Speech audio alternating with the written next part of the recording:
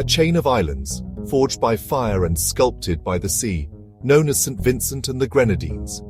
It is a world that often escapes the casual glance, a realm of dramatic landscapes, resilient life, and a human story as rich and complex as the coral reefs that fringe its shores. Today we embark on a journey to uncover the marvels of this unique nation, a place where nature and culture are entwined in the most remarkable ways. In this exploration, we will reveal 20 facts about these islands that are as mind-blowing as they are shocking, peeling back the layers of this fascinating corner of our planet. Before we dive into the turquoise waters and lush rainforests, please consider liking this video, sharing your thoughts in the comments, and subscribing to Variety Vista to ensure you don't miss our future expeditions into the amazing and the unknown. Our story begins with the very force that created these islands. Here, on the main island of St. Vincent, stands a formidable giant, La Soufrière. This is not just any mountain, it is the only active volcano in the entire Eastern Caribbean, a powerful and sometimes terrifying presence that has shaped both the land and the lives of the people who call this place home.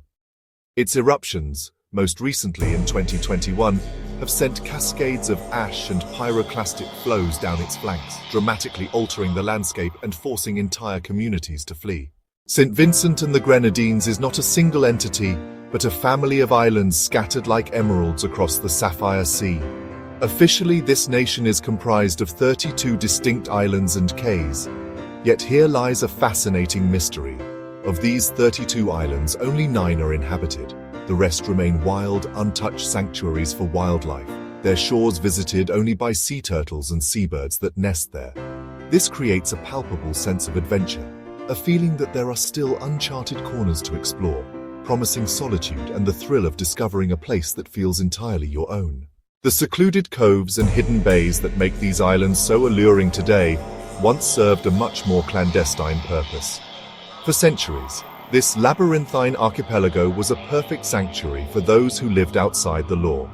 It was a haven for pirates and smugglers, its countless hiding spots ideal for ambushing merchant ships.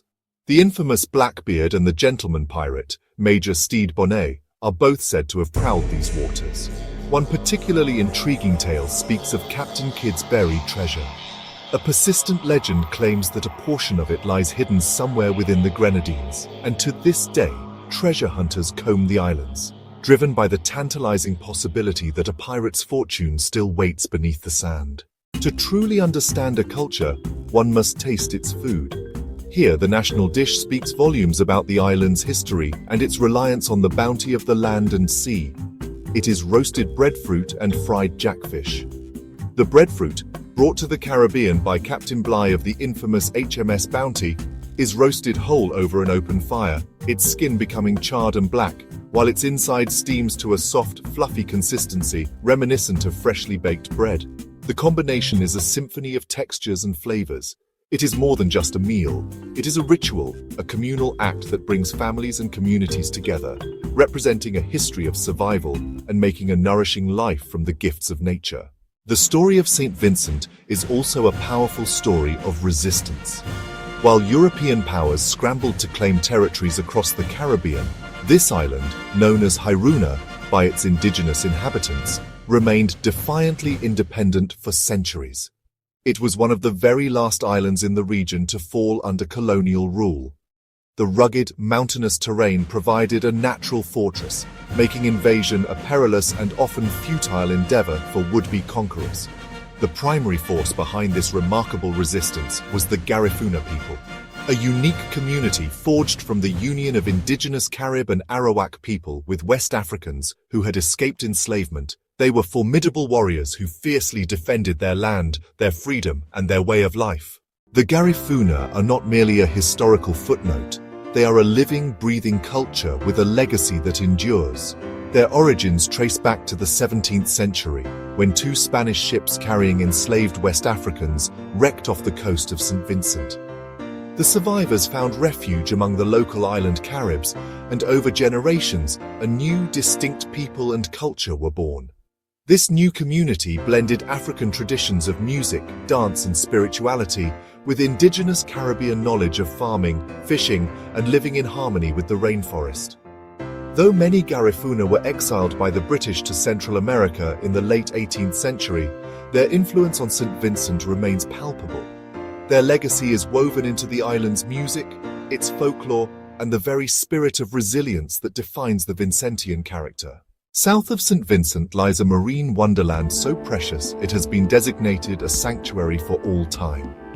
These are the Tobago Cays, a cluster of 5 small uninhabited islands nestled within a vast protected marine park. Here, the water is a kaleidoscope of blues, and the beaches are made of the finest, whitest sand imaginable. But the true magic of the Tobago Cays lies beneath the surface. Its population of green and hawksbill sea turtles. Here, these gentle, ancient mariners glide gracefully through the seagrass beds, seemingly unbothered by respectful human visitors. To swim alongside these creatures is a profoundly moving experience, a connection with a wild and fragile world that is becoming increasingly rare. The rugged, unspoiled beauty of St. Vincent has not gone unnoticed by the wider world. Its dramatic coastlines, secluded bays, and lush green interiors have provided the perfect backdrop for storytellers, including those from Hollywood. The island was chosen as a primary filming location for Pirates of the Caribbean. Locations like Walilabu Bay were transformed into the bustling 18th century port of Port Royal. The crew built entire sets, including docks, taverns, and storefronts, many of which were left behind and have become a tourist attraction in their own right. Local Vincentians were hired as extras, their faces appearing on screen alongside the film's famous stars. For months, the island was abuzz with the surreal sight of Hollywood actors in full pirate regalia, relaxing in local bars between takes, blurring the lines between fiction and reality. In a world increasingly dominated by global brands and homogenized experiences, St. Vincent and the Grenadines stands as a bastion of authenticity. As you travel through its towns and villages, you may notice something missing. There are no golden arches, no kernels, no familiar logos of international fast food chains. The country has no McDonald's, no KFC, no Burger King. This is not by accident, but a reflection of a deep-seated cultural preference for the local and the traditional. The Vincentian food scene is fiercely independent, a vibrant ecosystem of family-run cookshops and small restaurants serving dishes passed down through generations. This absence of global chains fosters a stronger connection to local agriculture and cuisine, ensuring that money spent on food stays within the community.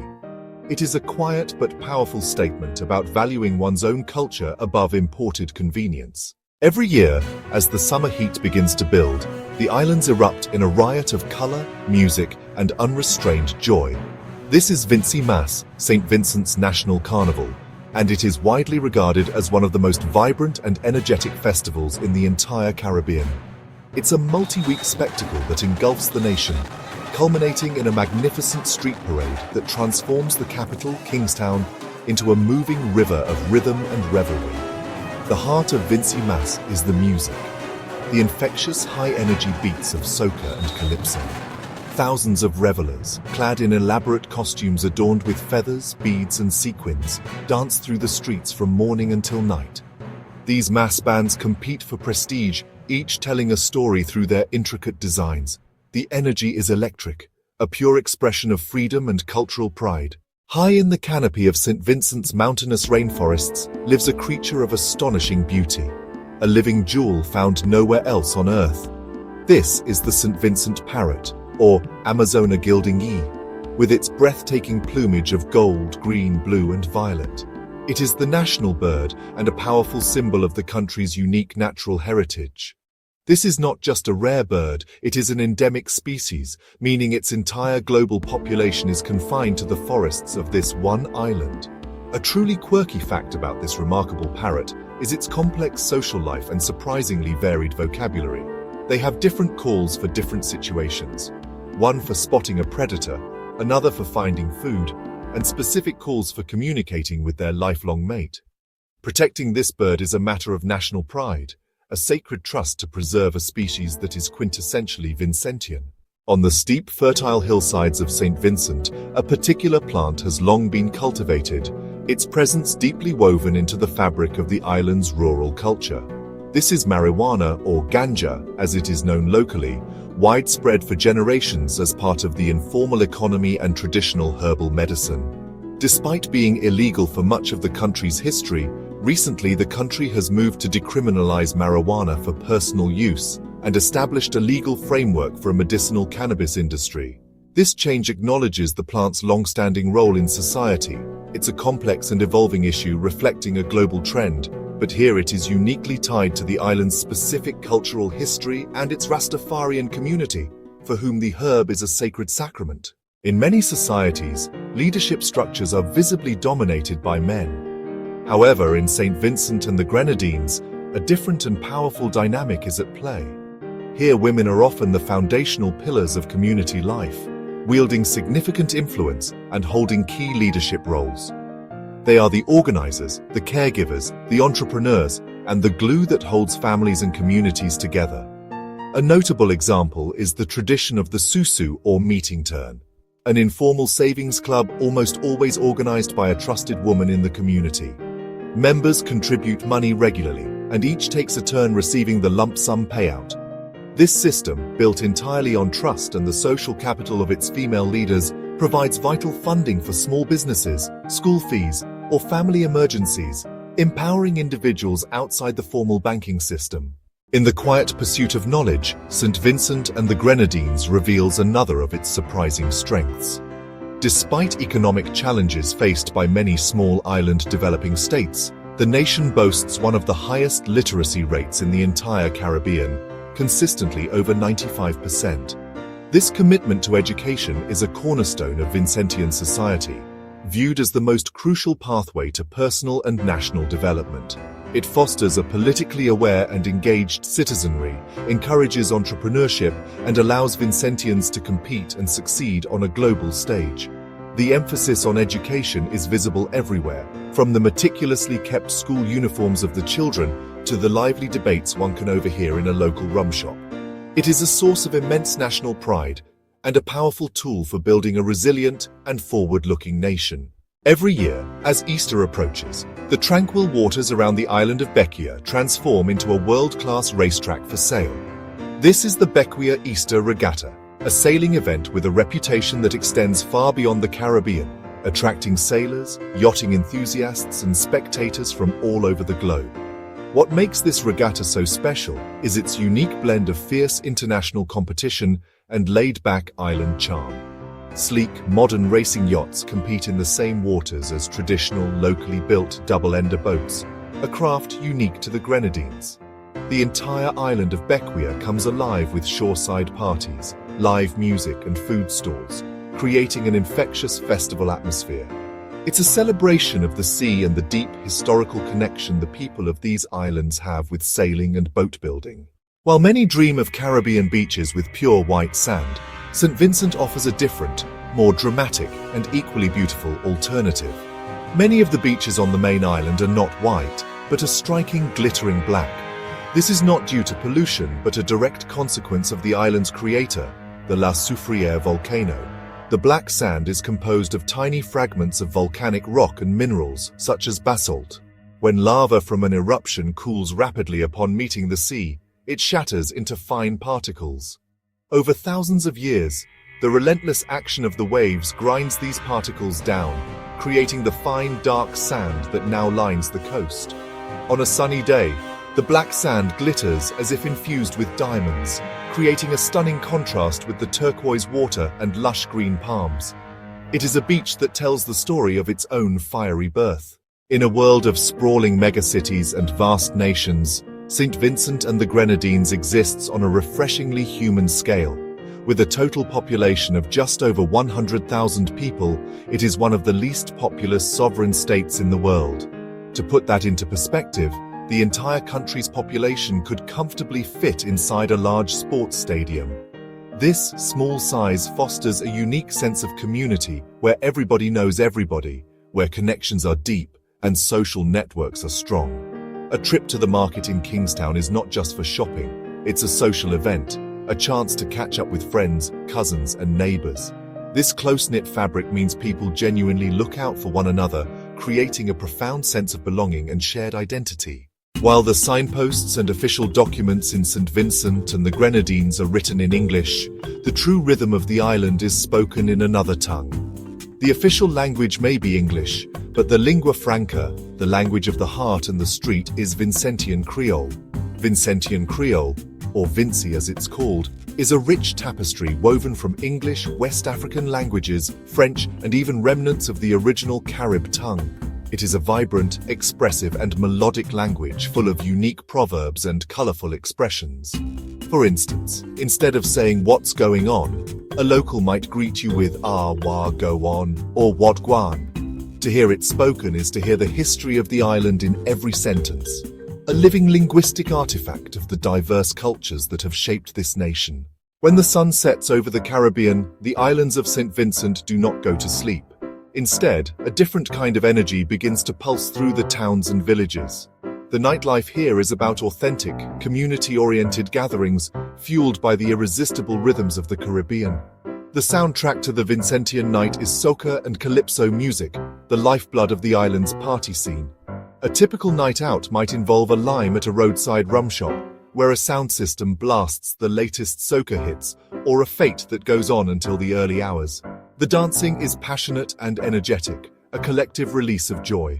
It is a social experience that is inclusive and vibrant, where everyone from teenagers to grandparents comes together to celebrate life through music and movement. In a world where dating is increasingly digital and relationships can feel isolated, the approach to romance and partnership in St. Vincent and the Grenadines often reflects its strong community-oriented values.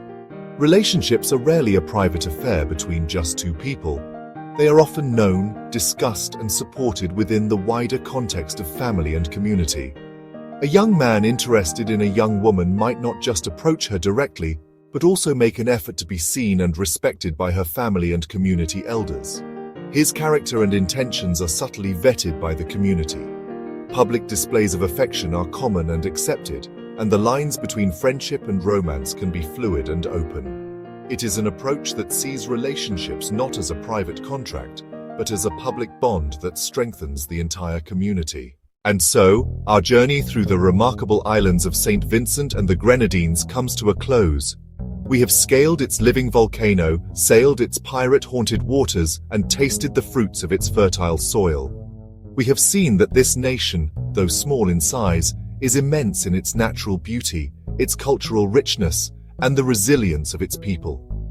From the flash of a parrot's wing in the high canopy to the deep rhythm of a soca drum in the night, it is a place that truly captivates the soul. These 20 facts have only scratched the surface of what makes this corner of the world so special. I hope this exploration has inspired you to look closer at the world around you and to appreciate the incredible diversity of life and culture that our planet holds. Thank you so much for joining me on this voyage. If you have enjoyed this deep dive into the wonders of St. Vincent and the Grenadines, please show your appreciation by liking this video and leaving a comment with your favorite fact or a place you'd love to learn about next. Sharing this video helps our community grow, and subscribing to Variety Vista ensures that you will be the first to know when we embark on our next adventure. Until then, stay curious.